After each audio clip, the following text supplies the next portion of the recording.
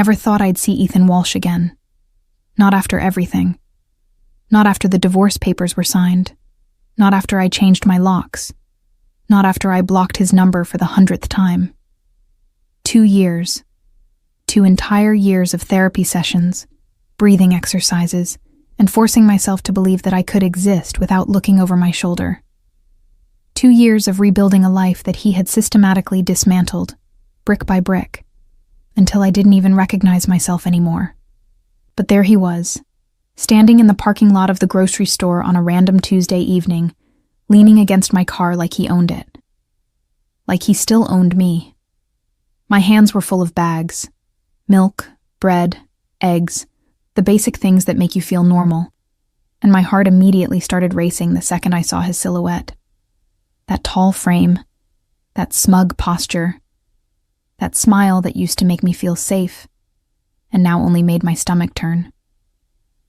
I thought about turning around, pretending I didn't see him, maybe hiding in the store until he left. But that would mean leaving my car, leaving my groceries, running away again. And I was so tired of running. "Lena?" he called out, his voice smooth and familiar, like poison wrapped in velvet. "Long time no see." I kept walking, keys clutched tight in my hand, trying to steady my breathing. "Ethan, move." "That's all you have to say to me?" He pushed off the car and stepped directly into my path, blocking the driver's side door. "After everything we had?" "Everything we had?" I repeated, my voice sharper than I intended. "You mean everything you destroyed?" His jaw tightened, and I saw that flash in his eyes, the one I used to fear, the one that meant I had said something wrong, crossed some invisible line he'd drawn without telling me. "Don't be dramatic. You always did that. Made everything bigger than it was." I tried to sidestep him, but he moved with me, mirroring my movements like this was some kind of dance. My pulse hammered in my ears. The parking lot was mostly empty, just a few scattered cars under the dim yellow lights. No one close enough to hear. No one close enough to care. "Ethan, I'm not doing this. Let me go." "Let you go?" He laughed, a cold, bitter sound. "I already did that, remember? I signed the papers. I let you have your little freedom. And what did you do with it? You look miserable, Lena." "You look exactly like I said you would." "I'm fine," I said, even though my hands were shaking so badly I almost dropped the grocery bags. "No, you're not." He stepped closer, so close I could smell the cologne he always wore, the same one that used to linger on my clothes, my hair, my skin. "You think you're better off without me? Look at yourself. Still alone, still broken, still the same scared little girl who couldn't make a single decision without me." I wanted to scream. I wanted to throw the groceries at him and run. But my body felt frozen, trapped between the cars, trapped between the past and the present. He reached out and grabbed my wrist, not hard enough to bruise. He was always careful about that, but firm enough to remind me that he could. "Let go of me." Or what? He leaned in, his face inches from mine, and I hated how small I felt. How powerless. "You gonna call someone?" "Who, Lena?" "You don't have anyone. You never did. That was the problem. You thought you could leave, thought someone would save you. But no one ever does. That's not how the world works." Tears burned at the corners of my eyes, and I hated myself for it. Hated that after all this time, after all the therapy, after all the promises I made to myself. He could still make me cry with just a few words. "Don't cry," he said, his voice dropping to that patronizing tone I remembered too well. "Don't cry. No one ever saves you." That phrase. That cursed, horrible phrase he used to say every time I broke down. Every time I begged him to stop. Every time I thought maybe, just maybe, someone would see what was happening and help me. He would whisper it in my ear, soft and cruel. A reminder that I was utterly alone, I tried to pull my wrist free, but he held on tighter. "Ethan, please." "Please what? Please leave you alone? Please pretend like you didn't waste years of my life? Please act like you're not still the same pathetic. Let her go." The voice came from behind Ethan, low and calm, but with a weight to it that made the air feel heavier. Ethan froze, his grip on my wrist loosening just slightly. I looked past him and saw a man standing a few feet away, leaning casually against a black Dodge Charger I hadn't noticed before. He was tall, taller than Ethan, with dark hair slicked back, sharp features, and a presence that seemed to fill the entire parking lot, despite his relaxed posture. He wasn't dressed like someone who'd just come from the gym or a quick grocery run. He wore a perfectly tailored black shirt, sleeves rolled up to reveal a watch that probably cost more than my rent, and his eyes, dark, calculating, unreadable, were fixed directly on Ethan. Ethan recovered quickly, plastering on that fake confident smile he used whenever he felt threatened. "This is a private conversation, buddy. Move along." The man didn't move. He didn't even blink. I said, "Let her go." There was no aggression in his voice, no raised volume, but something about the way he said it made my skin prickle. It wasn't a request. It wasn't even a demand. It was a certainty, like he'd already decided how this was going to end and was just waiting for Ethan to catch up. Ethan's fingers tightened on my wrist for a second, some stubborn reflex to prove he was still in control. But then he let go, stepping back and raising his hands in mock surrender. All right. No need to get involved. We're just talking." Didn't look like talking. The man's gaze shifted to me, and for a second, I saw something flicker in his expression. Concern, maybe, or recognition.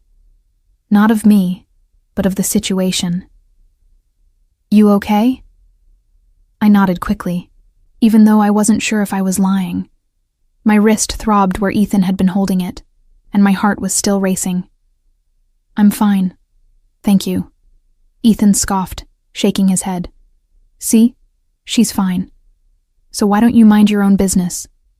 The man pushed off the Charger and walked forward, slow and deliberate, like a predator who didn't need to rush because his prey wasn't going anywhere. He stopped just a few feet from Ethan, close enough that Ethan had to tilt his head up slightly to meet his eyes. The height difference was subtle, but the power dynamic was not.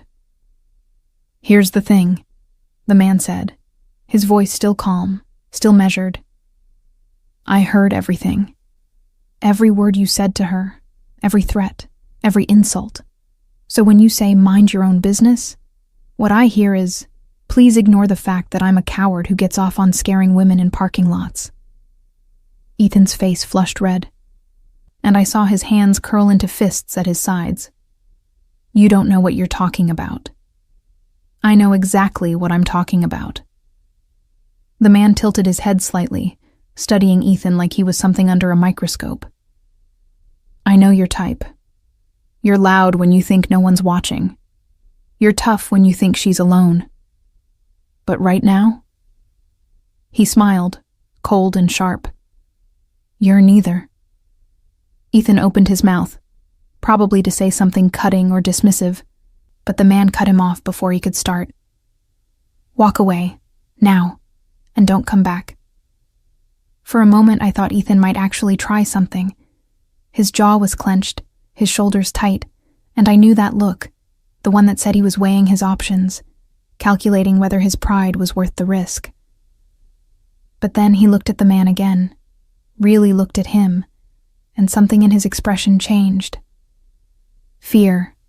Actual, genuine fear. He stepped back, glancing at me one last time. "This isn't over, Lena." "Yes, it is," the man said, his voice dropping even lower, almost a whisper. "And if I see you near her again, we're going to have a very different conversation, one you won't walk away from." Ethan hesitated, then turned and walked quickly toward his truck, not looking back. I watched him go, my legs shaking so badly I thought I might collapse. The man stood there until Ethan's truck disappeared into the street, then turned to me. "You should sit down," he said, gesturing toward the curb near his car. "You look like you're about to pass out." I wanted to argue, to say I was fine, but my body betrayed me.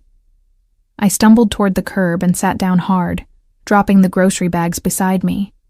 He crouched down in front of me, not too close, giving me space but staying near enough that I felt protected, safe, which was absurd, because I didn't even know who he was. "I'm Marco," he said after a moment.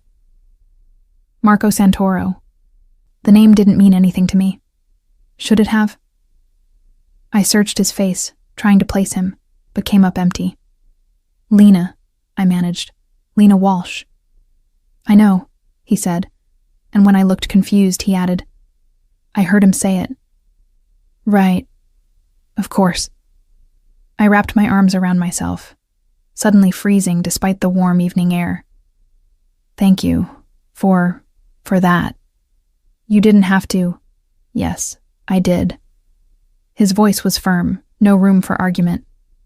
"I heard what he said to you, that no one saves you." He was wrong. I laughed, a broken, hollow sound. Was he, though? Marco's expression softened, just slightly, and he reached out, not touching me, but pointing to my wrist where Ethan had grabbed me. "You're hurt." I looked down and saw the red marks, already starting to darken into bruises. "It's nothing. It'll fade." "It's not nothing." He stood up, pulling a phone from his pocket. "Do you need a hospital? Police?" "No." The word came out too fast, too panicked, and I saw him pause. "No police. Please. It'll just make things worse. He'll twist it, he always does, and I can't go through that again."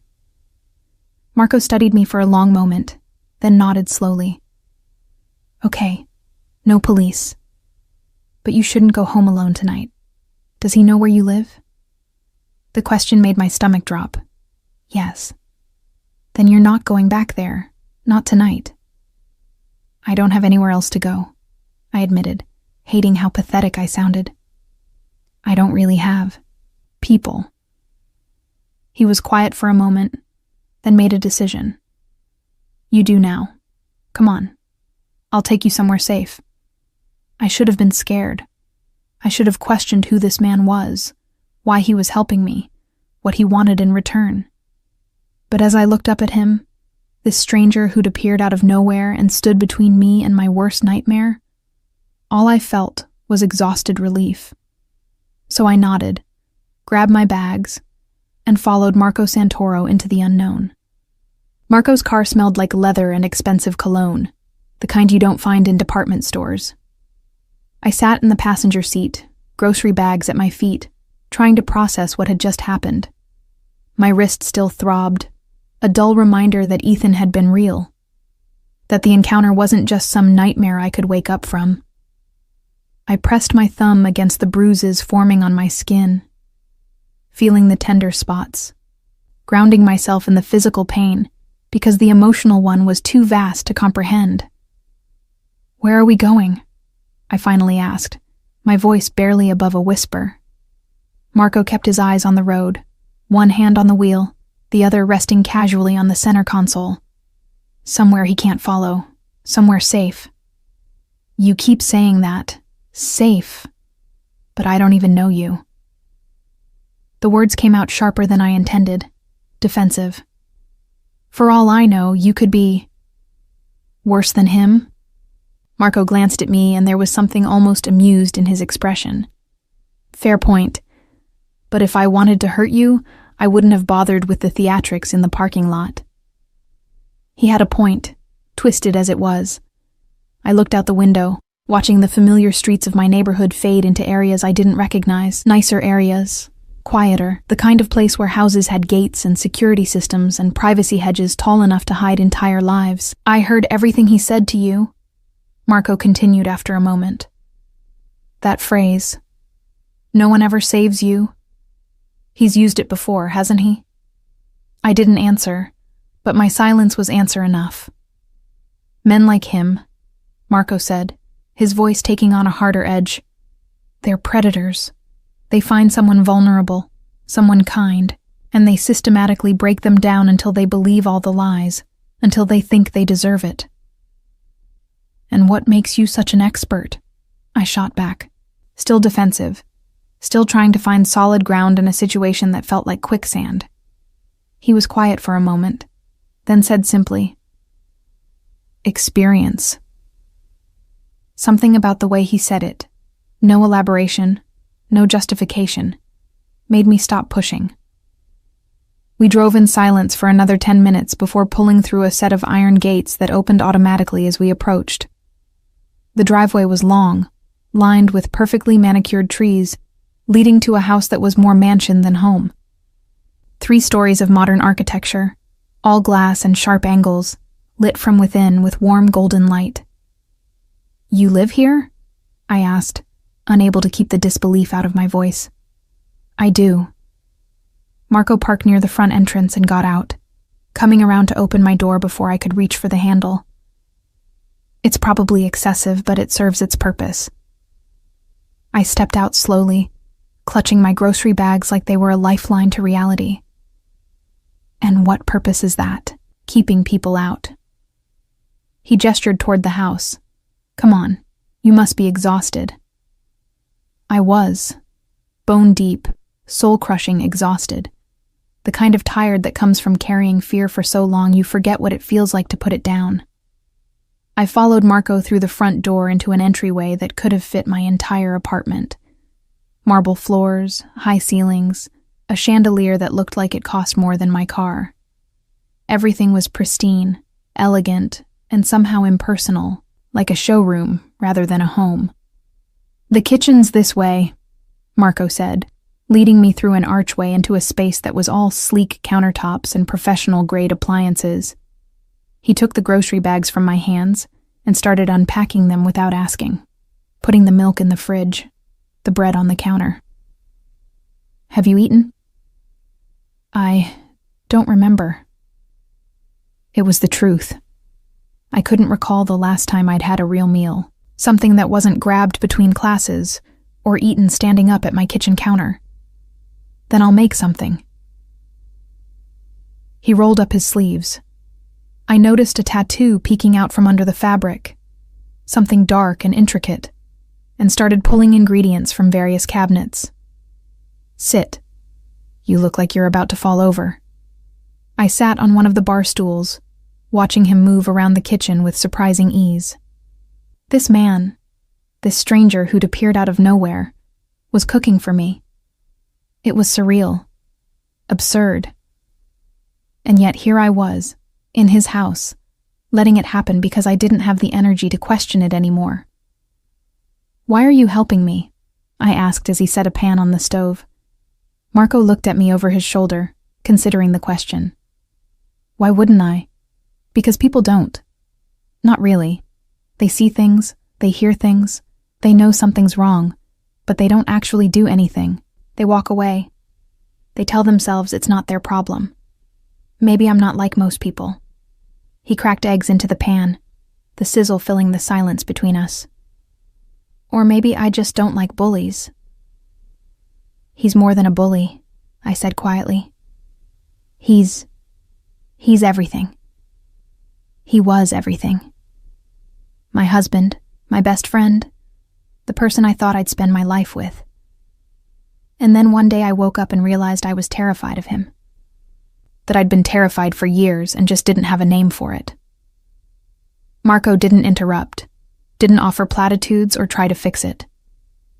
He just listened, cooking in silence, letting me speak. I left him 2 years ago, I continued, the words spilling out now like water through a broken dam. Packed a bag while he was at work, took the essentials, and just left. Filed for divorce. Changed my number. Moved to a different apartment. I thought I was free. But he keeps showing up. Keeps finding me. Keeps reminding me that I'll never really be rid of him. You will be, Marco said, plating the eggs and sliding them across the counter to me along with toast and fresh fruit. You are. Tonight proved that. Tonight proved nothing except that I'm still weak. I couldn't even tell him to leave me alone without what? Without a stranger intervening? Marco leaned against the counter, arms crossed. Lena, you left him. You divorced him. You built a new life. That's not weakness. That's courage. The fact that he's still trying to tear you down just means he knows you're stronger than him now, and he can't stand it. I picked at the food, my appetite non-existent, but my body grateful for something warm and solid. I teach elementary school, I said after a moment. 2nd grade. I spend my days with kids who still believe the world is good, who trust that adults will protect them, who think problems can be solved with stickers and extra recess time. And then I go home and I'm terrified of shadows and footsteps and phone calls. What kind of teacher does that make me? The kind who understands that the world isn't always kind, Marco said. The kind who can teach those kids to be strong and compassionate, because you know what happens when you're not. I looked at him, really looked at him for the first time since he'd intervened in the parking lot. He was handsome in that sharp, dangerous way, all angles and intensity. But there was something else there too. Something careful. Something that suggested he understood fear from both sides of the equation. Who are you really? I asked. And don't give me that, just someone who doesn't like bullies line. Nobody lives in a house like this just from being a good Samaritan. Marco's expression didn't change, but I saw a flicker of something. Amusement, maybe, or respect. You're right. I'm not a good Samaritan. Let's call it a businessman. What kind of business? The kind that requires discretion. He held my gaze, and I understood the subtext immediately. The kind of business that didn't get discussed in polite company. The kind that existed in the shadows and gray areas of legality. I should have been scared. Should have grabbed my things and called a cab and gotten as far away from him as possible. But instead, I felt a strange sense of relief. Because a man like Marco, whatever he was, wasn't going to be intimidated by Ethan, wasn't going to look the other way, wasn't going to tell me I was overreacting or being dramatic or making things up. So you're a criminal, I said bluntly. I prefer entrepreneur with flexible morals. The corner of his mouth twitched, almost a smile. But yes, essentially. And I'm supposed to feel safe here? With you? You felt safe enough to get in my car, to eat my food, to sit in my kitchen and tell me things I doubt you've told anyone else. He pushed off the counter and walked to the sink, rinsing his hands. Trust your instincts, Lena. If they're telling you to run, then run. But if they're telling you that maybe, just maybe, you found someone who will actually stand between you and the monsters, then stay. My instincts were a mess. 2 years of Ethan had scrambled them beyond recognition, made me doubt everything I felt, everything I knew. But sitting there in Marco's kitchen, with the warm food and the quiet concern, and the complete absence of judgment in his eyes, I felt something I hadn't felt in longer than I could remember. I felt seen. Just for tonight, I said quietly. I'll stay just for tonight, and then tomorrow I'll figure out what to do. Fair enough. Marco nodded toward a hallway. Guest rooms upstairs, 2nd door on the left, bathrooms attached. I'll leave some clothes outside the door in case you want to change. Your groceries will be fine in the fridge. Thank you, I said, standing up slowly. My legs felt shaky, unstable, like I'd run a marathon without realizing it. For everything.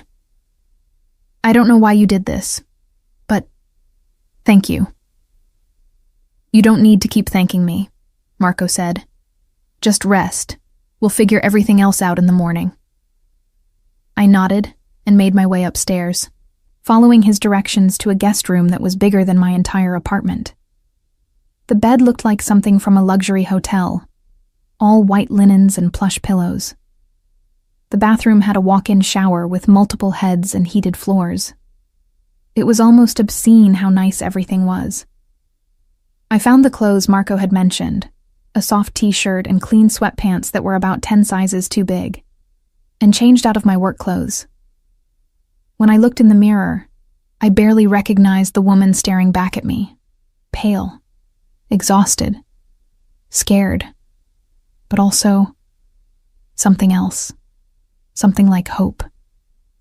I climbed into the bed, expecting to lie awake for hours replaying the parking lot encounter in my mind, but the moment my head hit the pillow, sleep pulled me under like a wave. Deep, dreamless, uninterrupted sleep. The kind I hadn't experienced in 2 years. Because for the first time since leaving Ethan, I wasn't sleeping alone with the fear that he might find me. I was sleeping in the house of a man who'd heard that fear and decided to do something about it.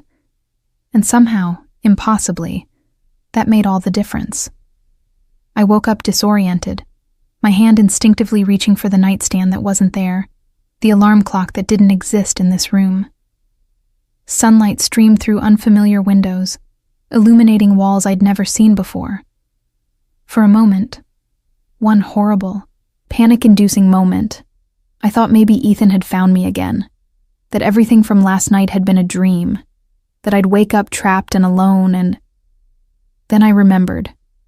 Marco, the parking lot, the mansion, safety. I sat up slowly, taking in the guest room in daylight.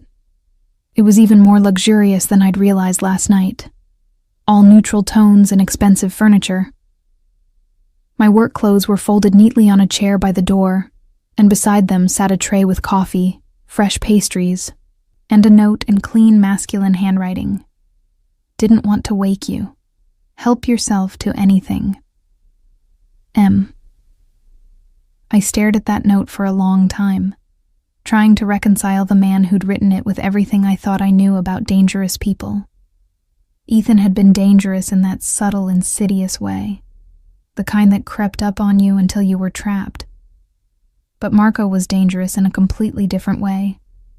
Open about it, honest, which somehow made it less terrifying and more complicated.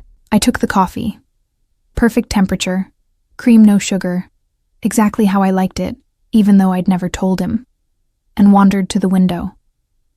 The view overlooked a massive backyard, with a pool, garden, and what looked like a security perimeter, disguised as decorative fencing. Everything was pristine, controlled, protected. Like Marco's entire life was designed to keep chaos at bay. After drinking the coffee and eating one of the pastries, some kind of almond croissant that probably cost more than my weekly grocery budget, I changed back into my work clothes and ventured downstairs. The house was quiet, almost eerily so. I followed the scent of more coffee to the kitchen, where I found Marco sitting at the counter with a laptop, wearing reading glasses that somehow made him look both more human and more intimidating. "Good morning," he said without looking up. "Sleep well?" "Better than I have in months," I admitted, pouring myself another cup of coffee. Which is strange, considering I'm in a stranger's house. Not a stranger anymore. He finally looked up, removing the glasses. "We shared eggs. That's practically friendship." I almost smiled, almost. "Is that how it works in your world?" "My world has its own rules." He closed the laptop and pushed it aside. "Speaking of which, we need to talk about yours." The shift in his tone made my stomach tighten. "What about it?" "Ethan." Marco leaned back in his chair, studying me with that same intense focus he'd used on my ex in the parking lot. "He's not going to just disappear. Men like him don't stop until they're made to stop." "I know." I wrapped both hands around my coffee mug, seeking warmth. "I've tried everything. Restraining orders, changing numbers, moving apartments.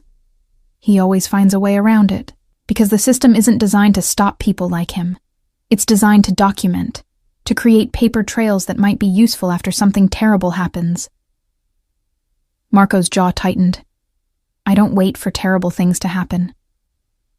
What are you suggesting? I'm suggesting that you let me handle this. The words hung in the air between us, heavy with implication. I knew what he meant. Knew what kind of handling a man like Marco was capable of. And the fact that part of me, a significant part, felt relieved rather than horrified, said everything about how desperate I'd become. I can't ask you to do that, I said quietly. I can't ask you to get involved in my mess. You didn't ask, I offered. He stood up, moving around the counter until he was close enough that I had to tilt my head back to maintain eye contact. Lena, I'm already involved. The second I heard what he said to you, I made a choice. The question now is whether you're going to let me help, or whether you're going to go back to handling this alone. I've always handled things alone. I know. I can see it in the way you carry yourself, the way you apologize for taking up space, the way you're surprised when someone shows you basic kindness. His voice softened, but you don't have to anymore. I wanted to argue, wanted to maintain the walls I'd built around myself, the ones that said I didn't need anyone, that I could survive on my own.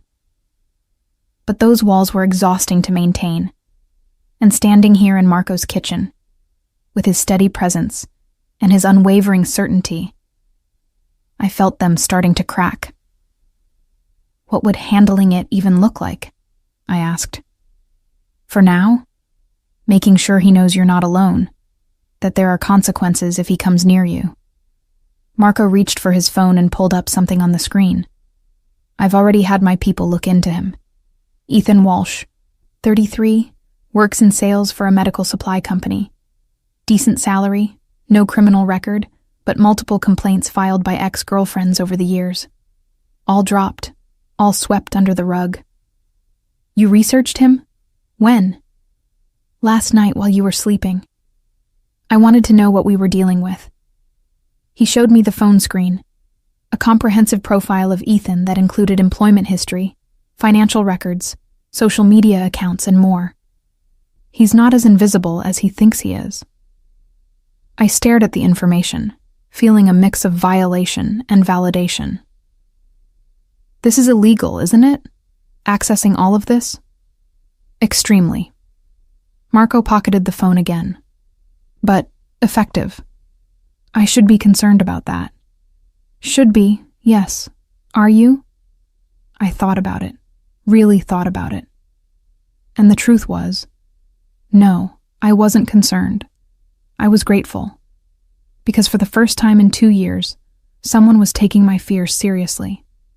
Someone was doing something instead of just sympathizing. No, I admitted. I'm not. Something shifted in Marco's expression. Approval, maybe, or satisfaction. Good.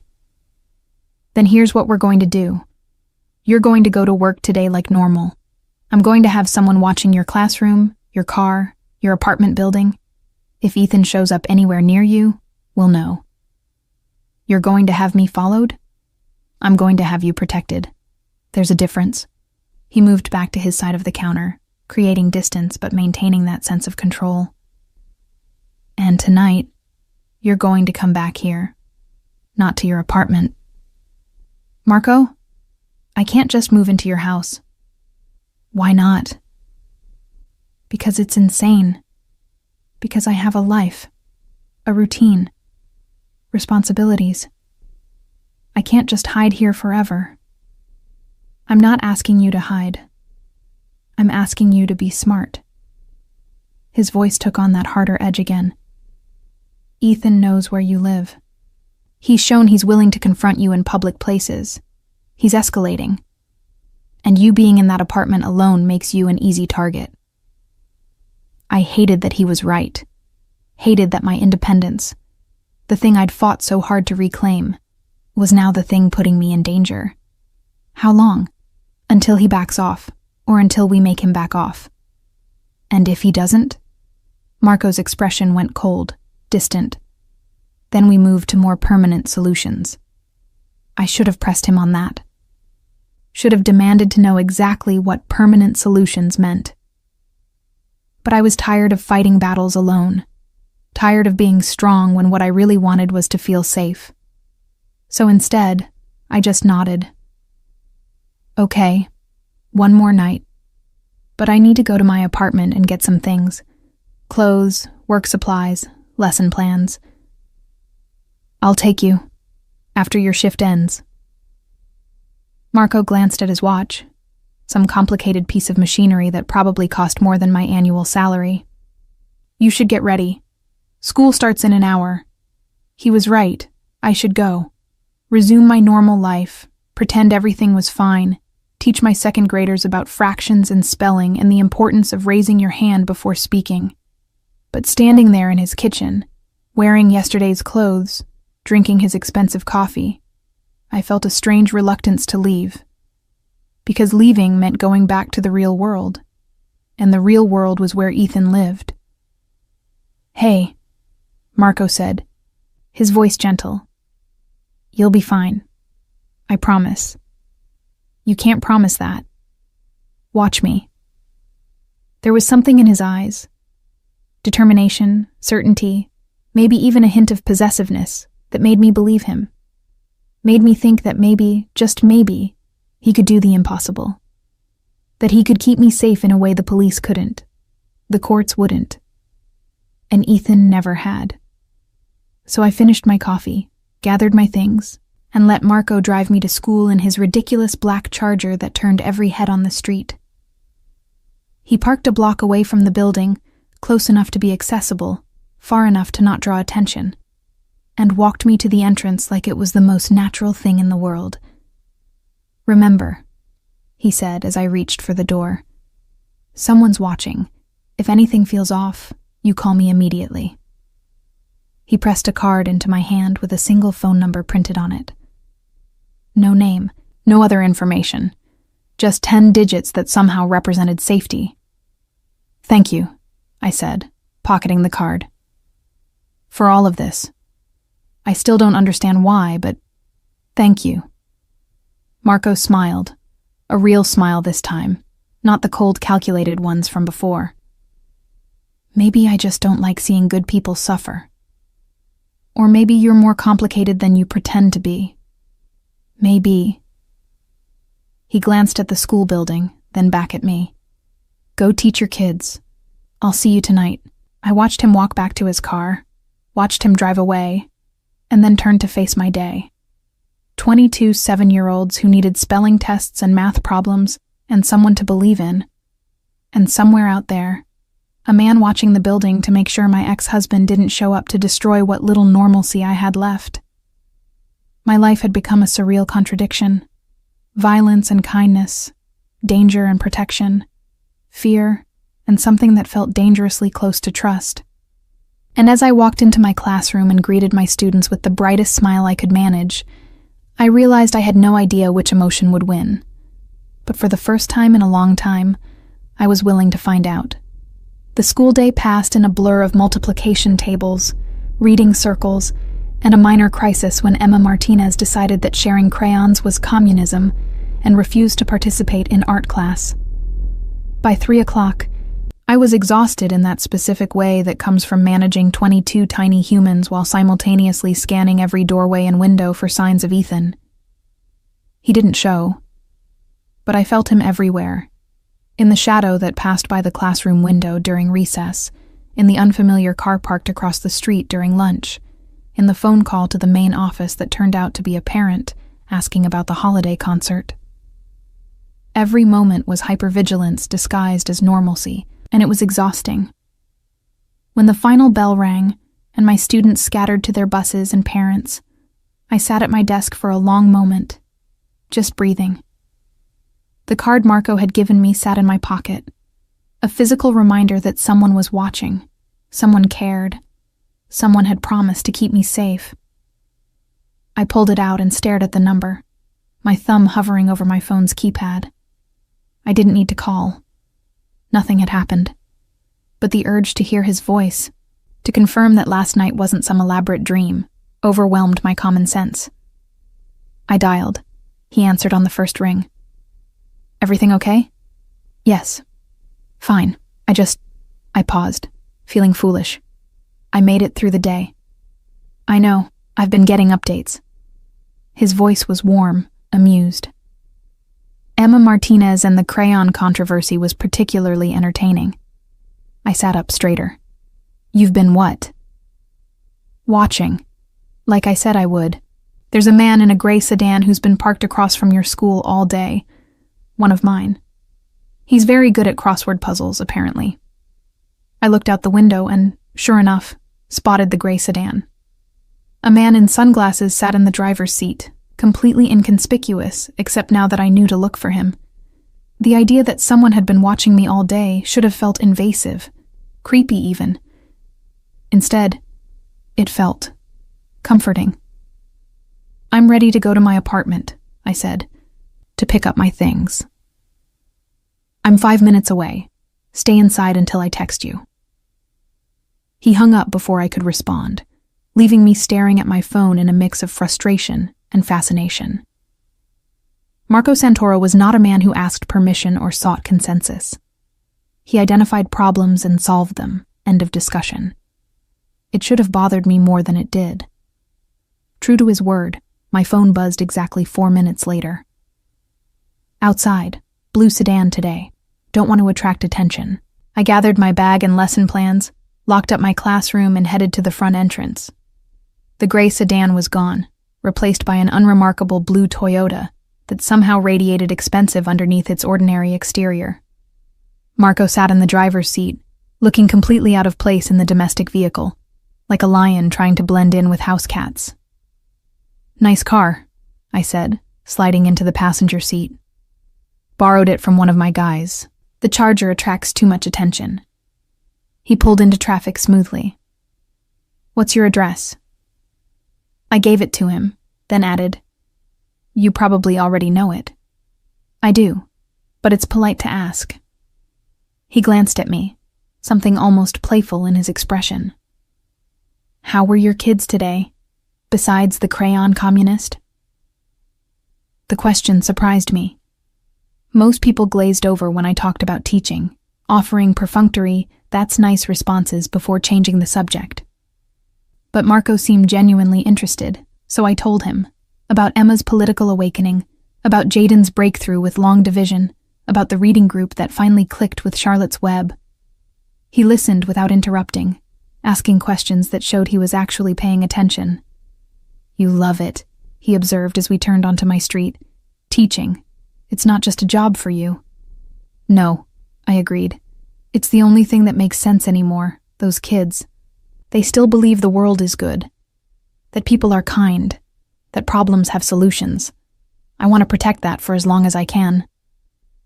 Even though you know it's not always true. Especially because I know it's not always true.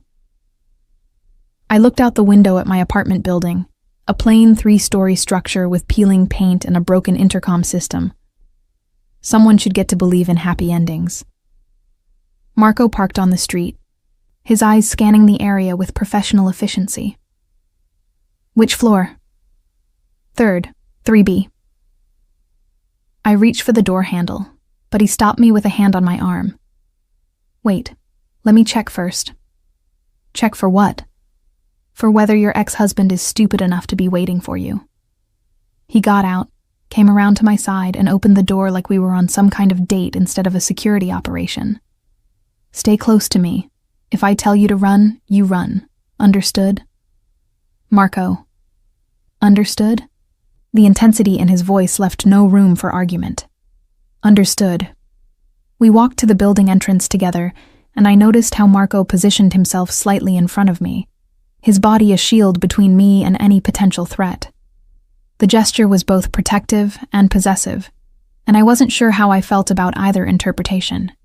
My apartment was exactly as I'd left it, cluttered but clean, full of books and plants and the small comforts I'd accumulated in my attempt to build a life after Ethan. Marco did a quick sweep of every room, checking closets and behind doors with the efficiency of someone who'd done this many times before. When he was satisfied we were alone, he nodded toward my bedroom. "Pack what you need. I'll wait here." I moved through the apartment like a ghost, pulling clothes from my closet, gathering toiletries from the bathroom, collecting the lesson plans and papers I'd need for the rest of the week. Everything felt surreal, like I was preparing for a trip instead of essentially fleeing my own home. When I emerged with a duffel bag and my work tote, Marco was standing by the window, phone to his ear, speaking in Italian too rapid for me to follow. He hung up when he saw me. "Ready?" "I think so. Should I leave a note or something? Tell my landlord I'll be gone for a few days?" "No. The fewer people who know your movements, the better." He took my bags without asking, heading for the door. "Let's go." We were halfway down the stairs when I saw him. Ethan, standing in the second-floor hallway, leaning against the wall like he owned the place, like he'd been waiting. His eyes locked onto mine, and that familiar smile, cruel, confident, spread across his face. "Lena, there you are. We need to talk." Marco moved so fast I barely registered it. One moment he was behind me. The next he was in front, his body completely blocking Ethan's view of me. "No, you don't." Ethan's smile faltered when he registered Marco, recognition flashing across his face. "You, the parking lot guy. What are you, her new boyfriend?" That was fast. "I'm someone who keeps his promises." Marco's voice was dangerously calm. "And I promise that if you came near her again, we'd have a different kind of conversation. This is my ex-wife's building. I have every right to be here." "Actually, you don't. There's a restraining order that says otherwise." Marco took a step forward, and despite Ethan's attempt to look unbothered, I saw him flinch. "You violated it by being here. That's a criminal offense. Would you like me to call the police, or would you prefer to leave on your own?" "She doesn't need a bodyguard. She needs to stop being dramatic and she doesn't need anything from you." Marco's voice dropped to something I'd never heard before. Quiet, lethal, absolute. "This is your last warning, Ethan. Walk away, delete her number, forget she exists, because if I see you near her school, near her apartment, near any place she goes, I won't call the police. I'll handle it myself. And trust me, you don't want that." Ethan tried to maintain his bravado, tried to look like he wasn't intimidated, but his hands were shaking. "You can't threaten me. I'll press charges. You'll do nothing." Marco pulled out his phone and showed Ethan the screen. "That's your car 2 blocks away. That's your license plate. That's you entering this building 16 minutes ago. I have time-stamped photos, witness statements, and a very expensive lawyer who loves restraining order violations. So let me be clear. Press whatever charges you want. I have an alibi for every second of today and more evidence of your harassment than you can imagine." I watched Ethan's face cycle through emotions. Anger, fear, confusion, more fear. He looked at me, trying to find some weakness, some opening. "Lena, you don't need to do this. We can talk like adults." "No," I heard myself say, my voice steadier than I expected. "We can't. We're done talking, Ethan. We've been done for 2 years. Leave me alone." "You heard her." Marco handed me my bags and gestured toward the stairs. "Get in the car. I'll be right behind you." I wanted to stay, wanted to see how this ended, but something in Marco's expression told me this was not negotiable. So I walked past Ethan, gave him as wide a berth as possible, and hurried down the stairs. Behind me, I heard Marco's voice, low and intense, saying something I couldn't quite make out. Then footsteps. Marco's measured and calm, followed by Ethan's, rapid and retreating in the opposite direction. Marco appeared in the building entrance moments later, completely composed, like the confrontation upstairs had been nothing more than a minor inconvenience. He guided me to the car, loaded my bags in the trunk, and we pulled away from the curb in silence. It wasn't until we were several blocks away that I finally spoke. "What did you say to him? After I left?" "Nothing he didn't need to hear." "Marco." He was quiet for a moment, then sighed. "I told him that I know where he works, where his parents live, where he gets his coffee every morning. I told him that I have resources he can't imagine, and patience he shouldn't test. And I told him that if he values his current comfortable life, he'll pretend you died 2 years ago and never think about you again. And if he doesn't listen, then I'll make good on every implied threat." He glanced at me, his expression softer now. "But he'll listen. Men like Ethan are cowards. They only fight battles they know they can win, and he knows he can't win this one." I should have been horrified. Should have told Marco to turn the car around, that I couldn't be part of whatever this was, that threats and intimidation weren't the answer. But instead, I felt something release in my chest, a tension I'd been carrying for so long I'd forgotten what it felt like to breathe without it. "Thank you," I whispered. "You keep thanking me. Because you keep saving me." Marco reached over and took my hand, his grip warm and solid and certain. "Then I guess Ethan was wrong. Someone does save you. And I'm not going anywhere." We drove back to his house in comfortable silence, my hand still in his, the weight of the day finally settling into something manageable. For the first time in 2 years, I didn't feel like prey. I felt protected. And maybe, just maybe, I was starting to feel like I deserved to be. 3 days passed in Marco's house, and they were the strangest 3 days of my life. Peaceful, quiet, almost normal.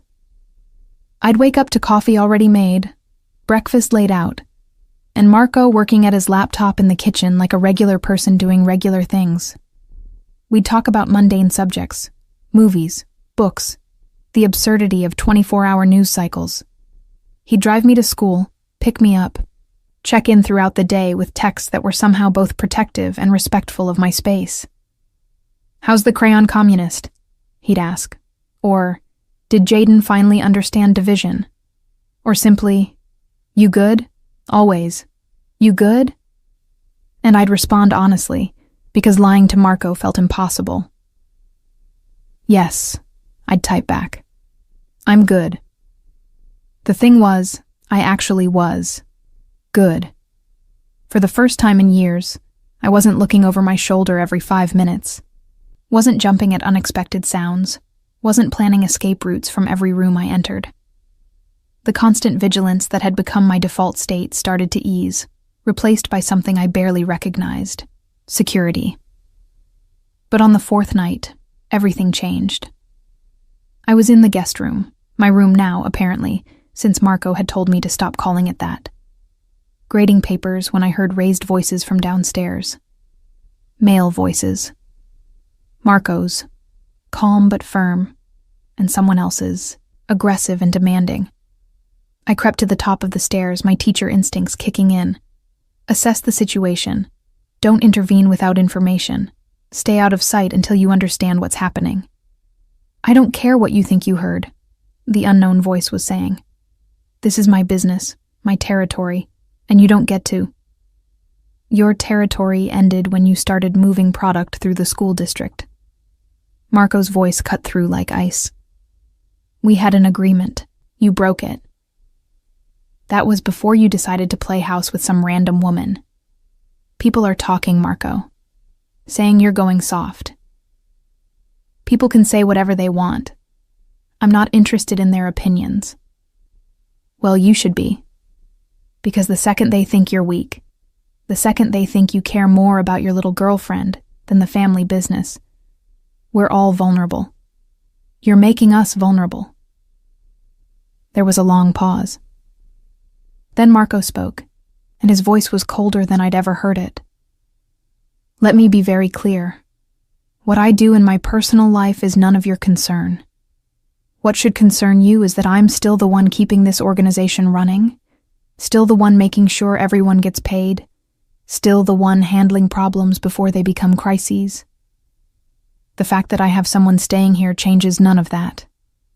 It changes everything. You're distracted. I'm done with this conversation. Footsteps, heading toward the door. You have until morning to remove your operations from the school zones. If I hear they're still there by noon tomorrow, we'll have a different kind of discussion. You can't just... I can, and I am. Get out. A door slammed. Silence. Then I heard Marco's footsteps coming up the stairs, and I scrambled back to my room, shutting the door quietly and returning to my papers like I'd been there the whole time. But my hands were shaking, and the red pen I was holding left a long mark across Emma Martinez's spelling test. A soft knock. Lena, can I come in? Sure.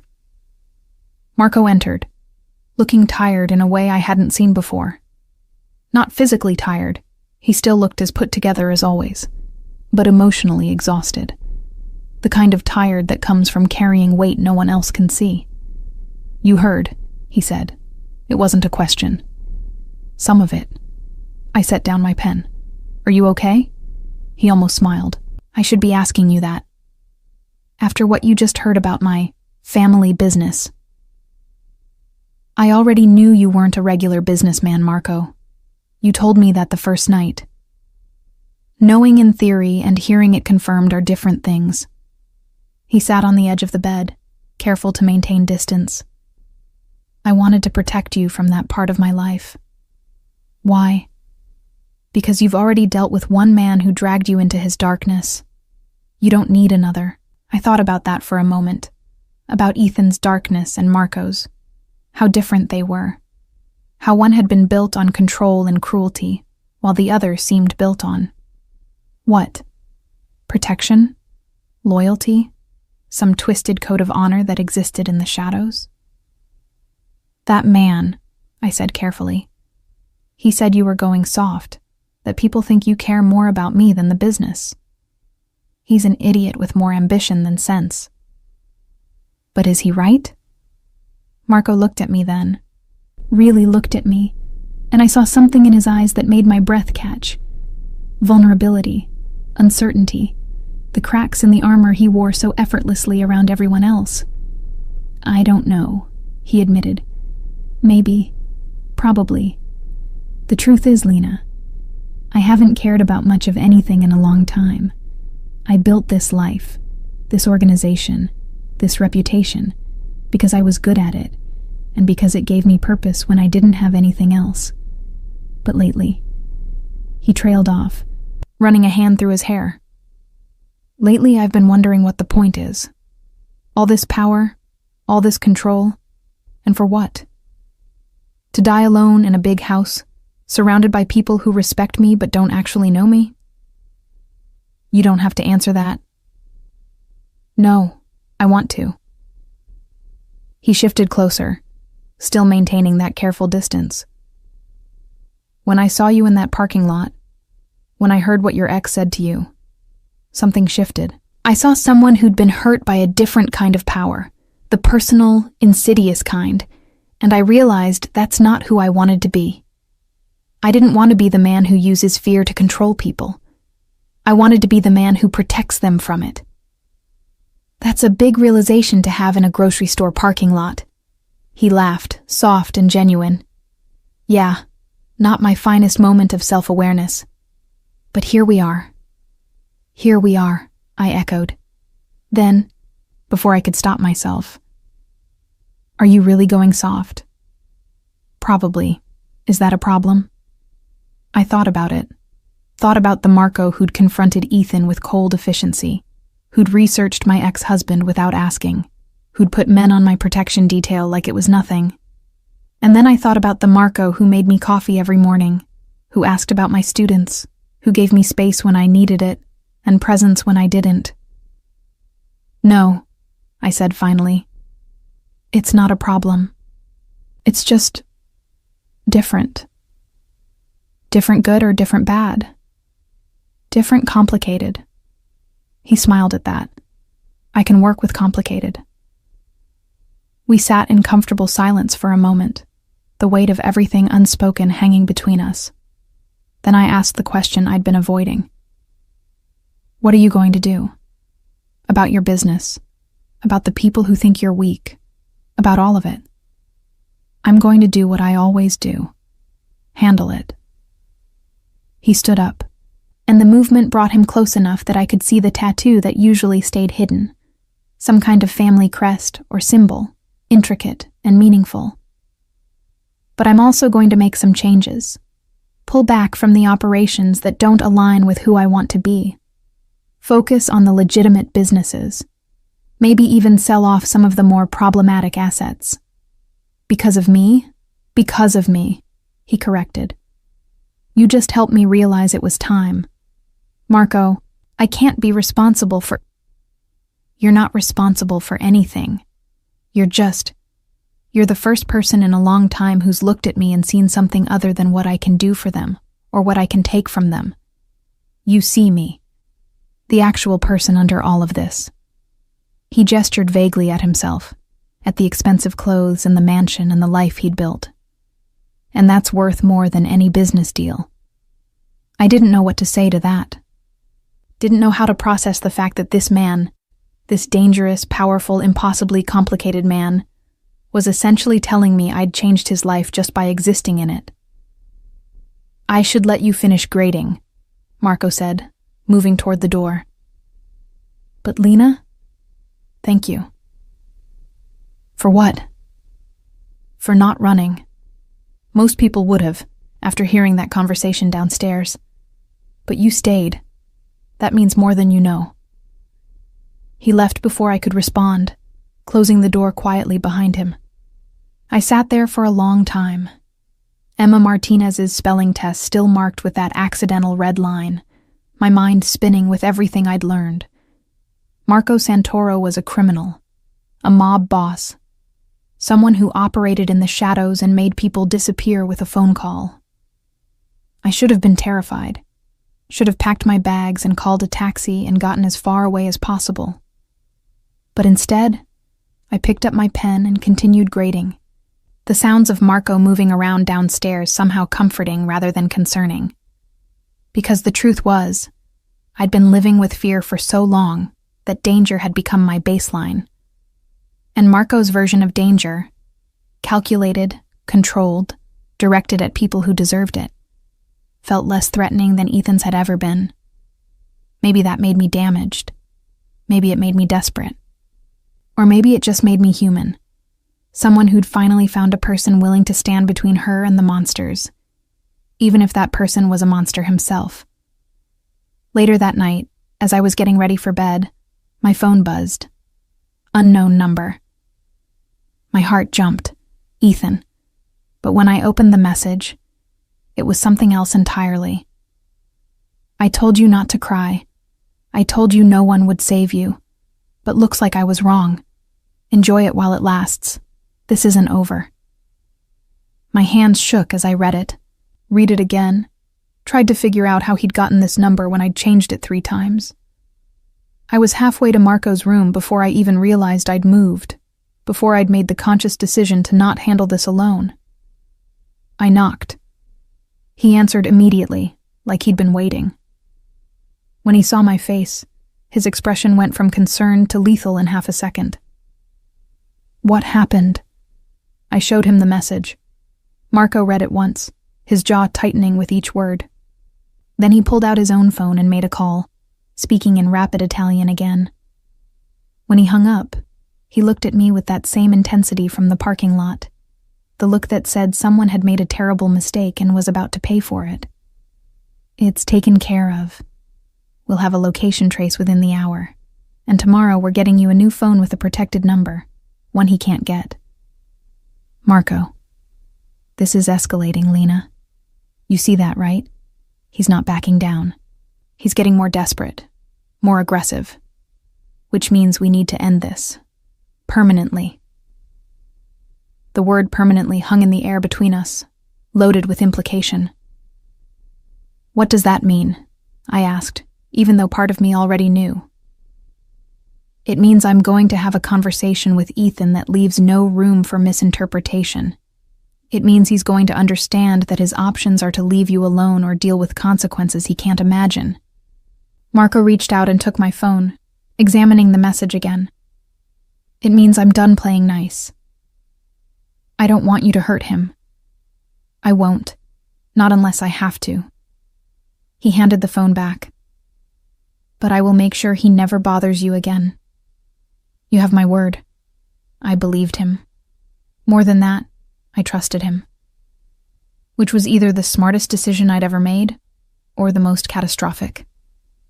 Stay here tonight, Marco said. Not in the guest room. Here. I'll sleep on the floor, but I want you where I can see you. Where I know you're safe. Marco, that's not necessary. It is for me. His voice softened. Please, Lena, just for tonight. Let me know you're okay. So I stayed.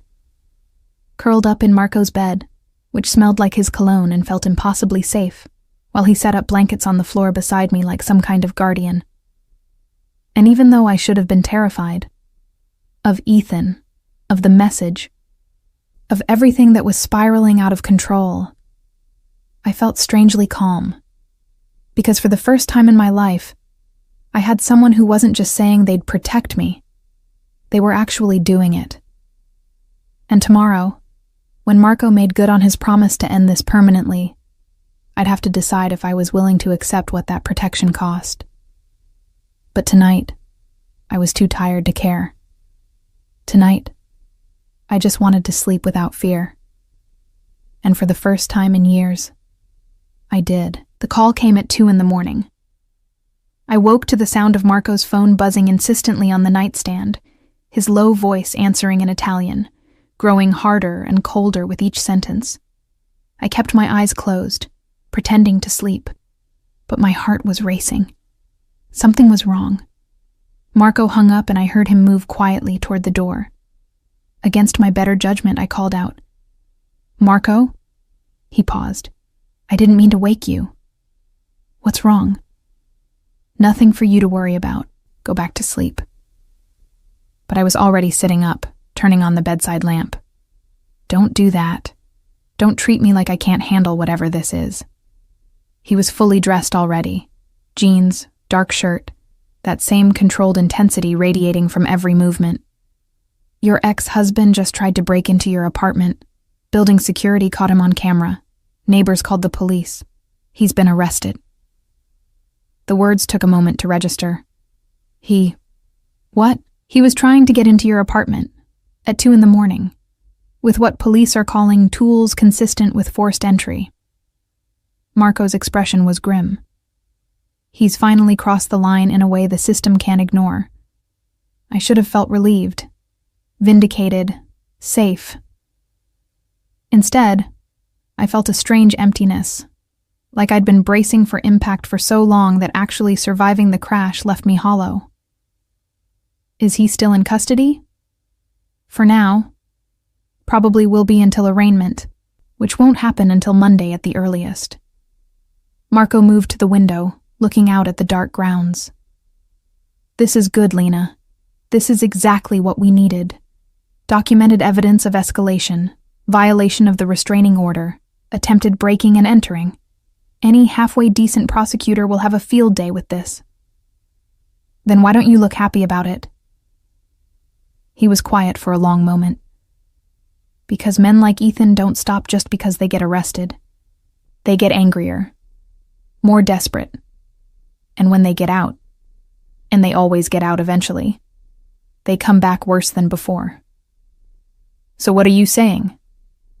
"I'm saying we need a permanent solution, not violence," he added quickly, seeing my expression. "But something that ensures he never comes near you again. Legal, binding, and backed up by enough evidence that he'd be insane to violate it." "Like what?" "Like a deal. One where he agrees to stay away from you in exchange for not having certain information about his life become public. Information about tax fraud, about embezzlement from his company, about... You've been investigating him. Extensively. And your ex-husband is not nearly as clean as he pretends to be. Marco turned back to face me. I can make him disappear from your life completely, Lena. Not through violence or intimidation, but through simple self-preservation. He'll choose to stay away because the alternative is too costly. That's blackmail. That's leverage. There's a difference. Is there, though? Marco walked over and sat on the edge of the bed, close enough that I could see the exhaustion in his eyes. I've done a lot of things I'm not proud of.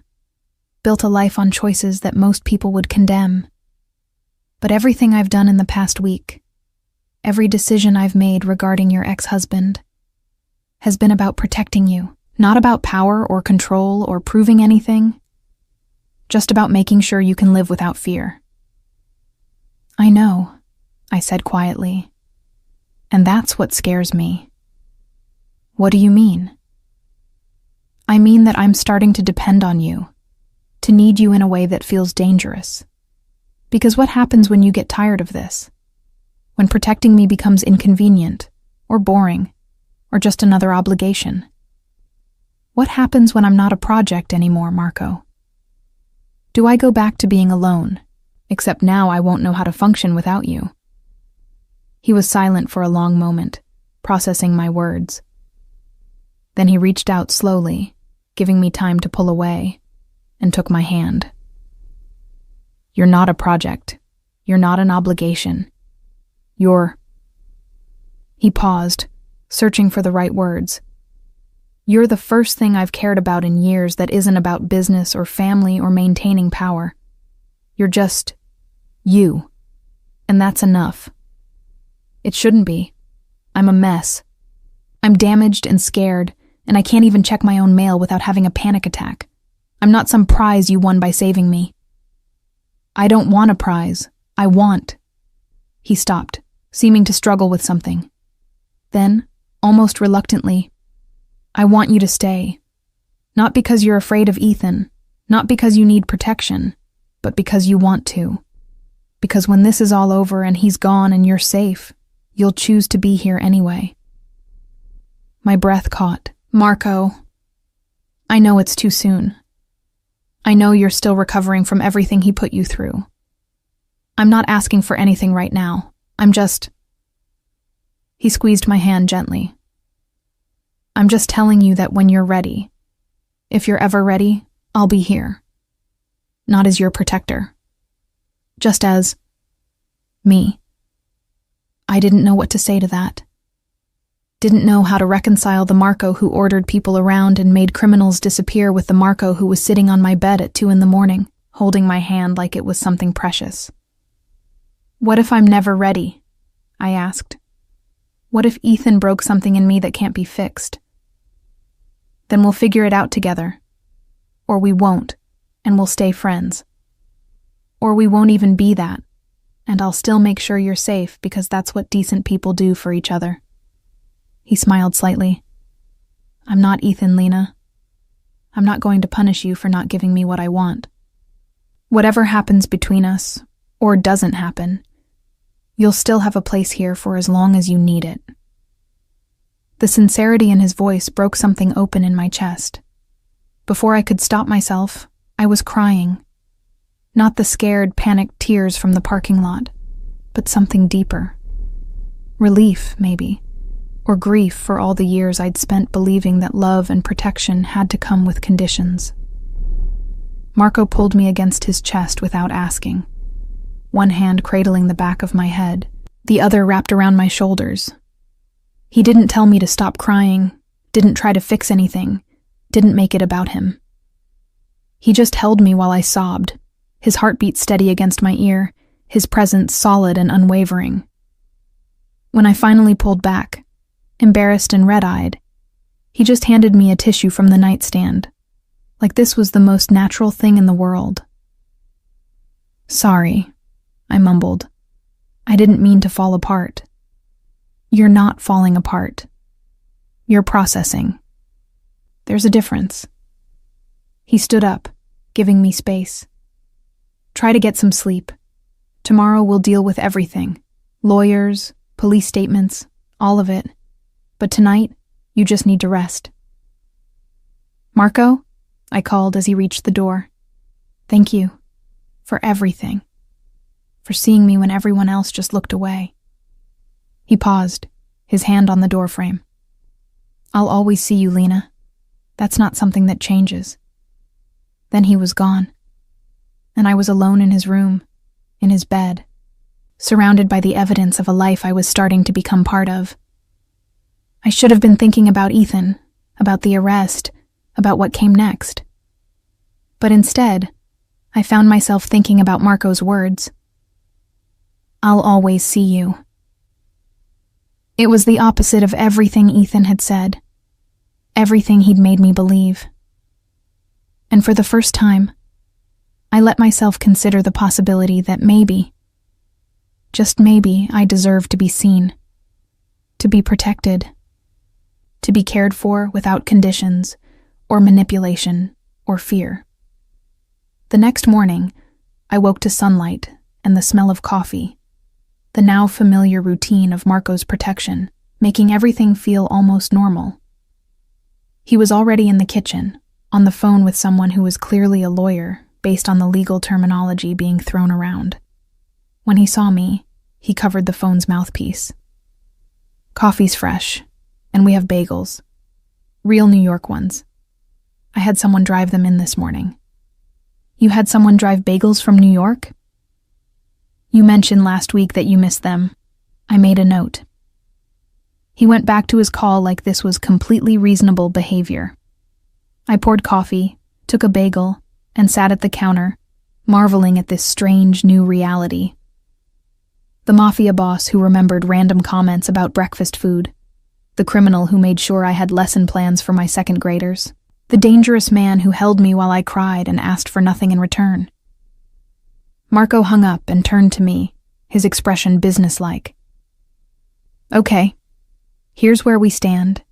Ethan's being charged with attempted burglary, stalking, and violation of the restraining order.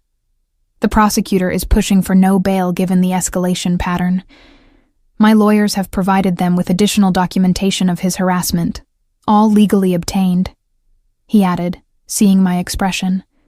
Nothing that will come back on you. What kind of documentation? Security footage from your apartment building showing him loitering. Phone records showing repeated calls from burner phones, social media activity that demonstrates obsessive behavior, and financial records showing he hired a private investigator to track your movements. I felt cold. He hired someone to follow me. 2 months ago, the investigator already gave a statement to police. Apparently your ex didn't pay the full fee, so he's happy to cooperate. Marco's expression was grim. The point is, we have enough to keep him away for a very long time. And if the criminal charges somehow don't stick, I have enough leverage in the civil realm to make his life very uncomfortable. The blackmail you mentioned. The leverage, he corrected. Which I'll only use if necessary. My preference is to let the legal system handle this, but I always have a backup plan. Of course he did. Marco Santoro didn't leave anything to chance. What do I need to do? I asked. For now, nothing. Go to work, teach your kids, live your life. I've already arranged for additional security at your school. Discreet, you won't even notice them. And when you're ready, when this all settles down, we'll talk about next steps. Next steps for what? For whatever you want. He poured his own coffee, leaning against the counter across from me. Your apartment isn't safe, even with Ethan in custody. So you can stay here as long as you need. Or I can help you find a new place, somewhere with better security. Or, he paused, or we can see where this goes, this thing between us, whatever it is. My heart hammered. Marco, I'm not ready for...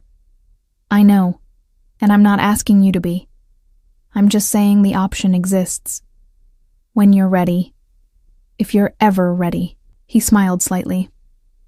I'm a patient man, Lena. I can wait. 3 months later, Ethan took a plea deal that included a restraining order, mandatory counseling, and a sentence that would keep him away from me for years. Marco's leverage was never needed. The evidence was overwhelming enough that Ethan's lawyer advised him to take the deal or risk something much worse at trial. I didn't attend the hearing. Didn't need to see his face or hear his voice or give him any more of my emotional energy. Instead, I was in my classroom, teaching fractions to 22 second graders who had no idea their teacher had just been set free. Marco picked me up after school like he'd been doing every day for months. We'd fallen into an easy routine, dinners together, conversations that lasted until midnight, comfortable silences that felt more intimate than words. He'd backed off on the mob operations like he'd promised, transitioning to legitimate businesses and donating anonymously to causes that mattered. He was trying to be better. For himself, he insisted, but I knew I was part of that motivation. "It's over," he said as I got in the car. "Official. Final. He's gone." I nodded, feeling something release in my chest that I'd been holding on to for years.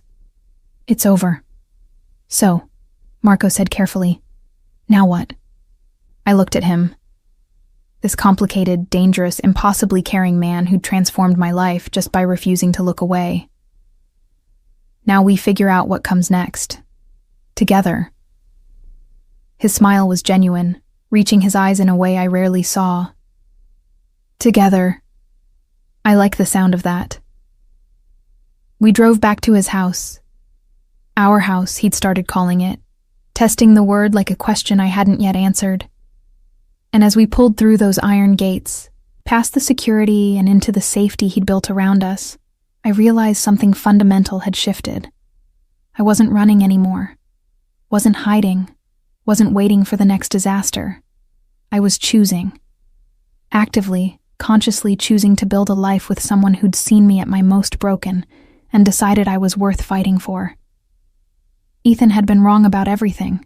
Someone had saved me, but more importantly, I'd saved myself too.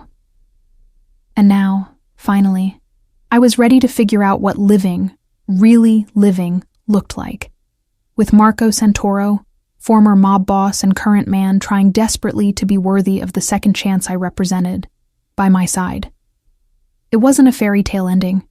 It was messy and complicated, and built on a foundation of trauma and transformation. But it was real. It was mine. And for the first time in longer than I could remember, that was enough.